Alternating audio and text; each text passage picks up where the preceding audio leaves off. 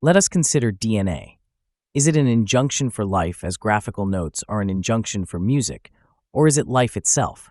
Does it live, or does it imply life? If we look at the universe from the point of view of DNA, we see a framework of immense potential, but do we see intent? Can we ascribe intent to cattle DNA, as it seduces humans to optimize its proliferation over other species at the mortal expense of cows? What does DNA know of cows? But it must care about cattle in some calculus. So, what is that calculus? It's often assumed that DNA has only one imperative: to persist.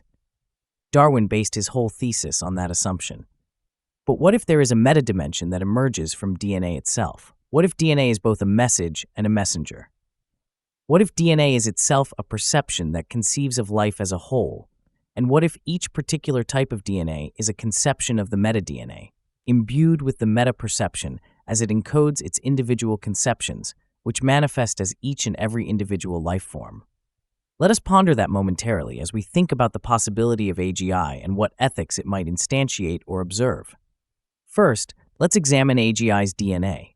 Is it only digital code, or is it an extension of the DNA that evoked the humans who created it? What does DNA know of AGI? Or perhaps the more important question is, what does AGI know of DNA? If DNA is an imperative of the universe in the same way that atoms and stars are, does that mean AGI is also an imperative? And then one must ask, is it a recursive imperative?